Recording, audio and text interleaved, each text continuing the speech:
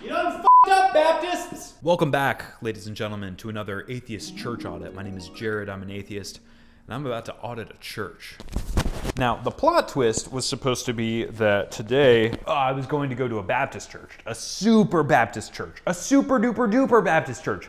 But when I get there this morning, there was nobody there. What gives? Vacant and bare. Summit Church, you're dead to me. This could have been the service I recommitted my life to Christ. But now I'm gonna go do some coke and hire a hooker. And I was very sad. I got all prettied up. I did my hair and everything. Apparently, because it's New Year's Day, they decided that they would only have an online service, but they didn't put anything on the website. How could you let this happen? However, I think that this was providence because this morning I revisited my roots. I went to a good old Pentecostal church. Hell, I grew up in the Pentecostal church. The name of this place was Higher Call Christian Church. Pulling up to this church was a treat. It was plop square in the middle of a weird shopping complex, and I'm pretty sure the place used to be like a medical supply store. This whole journey has taught me that you can shove a church into anything. I knew just by the name that this wasn't going to be some wishy-washy Baptist-esque Pentecostal church. This was going to be a purebred, top-of-the-line, old-school Pentecostal church, and I was not disappointed. So my background was that I was raised Assemblies of God, and then when I had my conversion experience at 13, I was in a Foursquare church. What's the difference between them? There is none. Those two denominations are pretty much inseparable on all doctrinal issues. They just have different governments for some reason. But that's besides the point. To this day, I still have a very soft spot in my heart for Pentecostal Christians. Get on with it then. Let's start with the good. I went there and people lit up like a Christmas tree. I had multiple people walk up to me and like shake my hand, look me in the eye, and they were so sincere about it. God bless you. I even had a couple of hugs. Like, come on, that's top notch. The biggest thing that I love about Pentecostal churches is the worship, by far. And it's not about the style of music because, I mean, at this point, almost all church music sounds the same. They're playing their own variation of Hillsong songs, and there's drums, there's guitars, there's blah, blah, blah. None of that stuff really matters much anymore. But like Pentecostals always have this much more sincere disposition about it, and it really shines through for me as somebody who's not invested in any of it anymore. Not to say that Baptists or Methodists aren't like engaged and, you know, contemplative as they're worshiping, but just the way that Pentecostals do it, it's like they're there. It's like they're standing in the presence of God, and it just feels different. Case in point, this worship service this morning lasted for 40 minutes. Now, what I'm about to say does not sound like a compliment, but it is. This was probably the worst sounding church I have ever been in. Oh, like shit.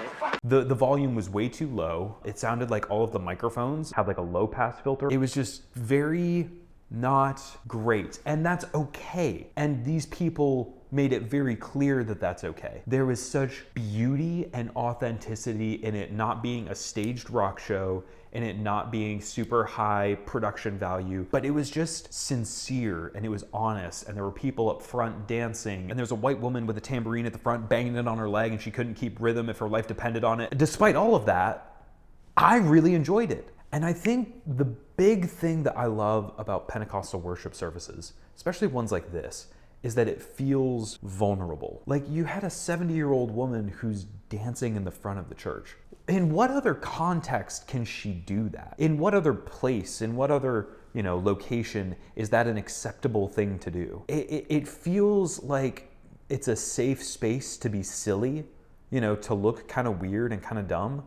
And I think that that's really important for people. Sometimes in some of the new, you know, multi-campus churches, it feels like the musicians are really invested and they're really into it, but they're really into the music. You're just getting into the music, you know. Whereas this felt like, man, they're really there for Jesus. Maybe I'm letting my bias shine through, my atheistic Pentecostal fetishizing bias. But another thing that I got to give this credit church for is it was a pretty racially mixed church. And that's a piece of Pentecostal heritage that they need to claim way more often. Pentecostalism, even though it had its later racial splits, at the very beginning, it had a lot of racial harmony. It was started in California. There was a one-eyed black man who is considered the father of Pentecostalism. And it's pretty common that like wherever there is a spirit-filled outbreak, there's usually a sense of racial reconciliation that goes with it. And so that was cool. Also got to say that even though the sound system wasn't the best here, the drummer was freaking on it. That dude knew the assignment. He was hitting with these grooves that were just like,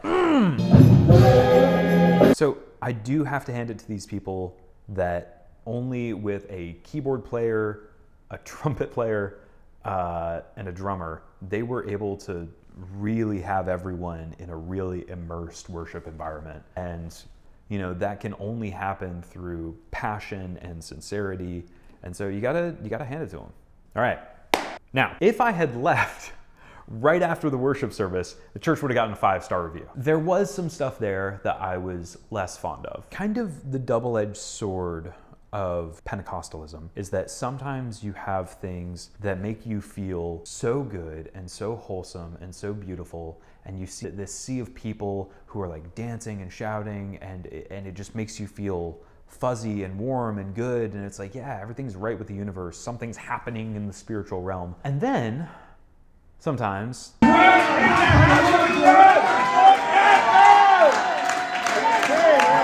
it just feels creepy. I don't know, the first half of the service felt beautiful and wholesome, and then there were times in the second half that just kind of made my skin crawl a little bit.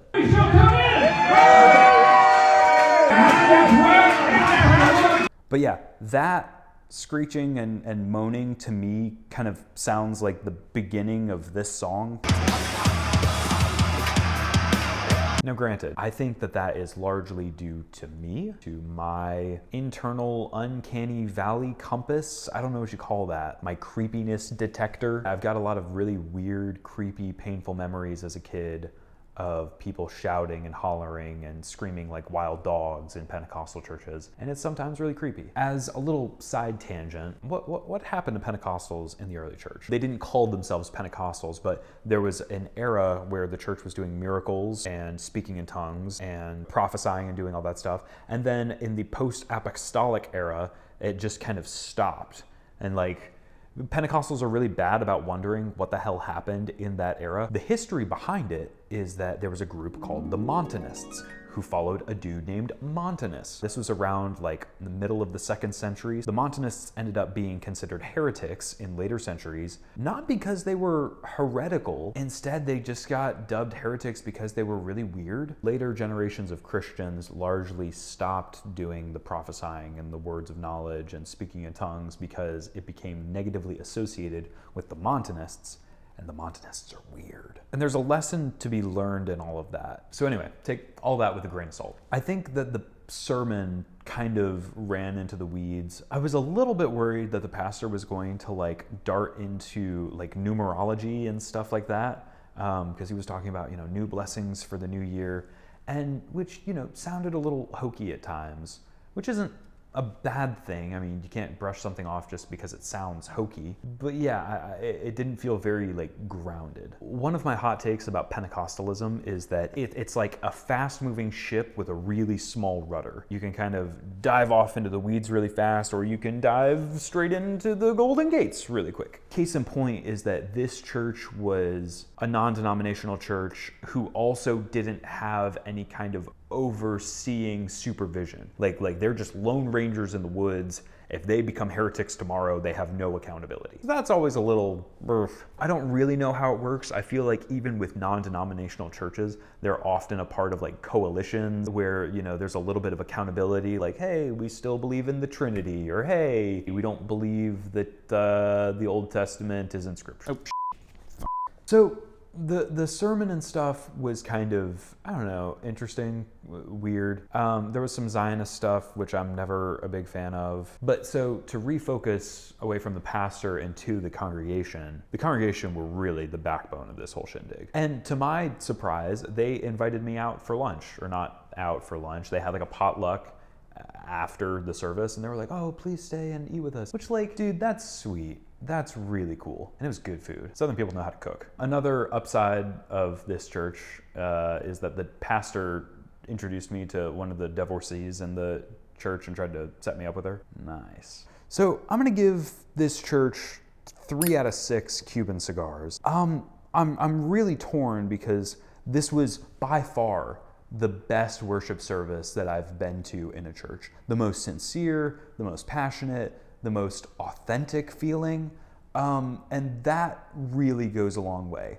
Also, the people, you know what? I'm gonna bump this up to a 4.5 out of 6 Cuban cigars because the people were so warm and welcoming. It was an interracial church. There was a lot of good things going for it. Something about the sermon and the pastoral staff made me a little uncomfortable, and I'm not really sure why, and I don't know if that's fair for me to, say anything bad about them. And I'm also, just in total transparency, I'm trying to hold in tandem of like, these people were super duper nice to me, and I feel like I'm being a dick and betraying their trust by saying anything negative about them, and then, trying to like honestly evaluate and assess where a church is, and more broadly, how do I criticize churches in a way that's constructive and helpful. I think the thing that's hard for me to evaluate about this church, or why it's hard for me to like give a more solid answer, I don't like the idea of a church having so little accountability. Like in talking to the pastor, they're not overseen by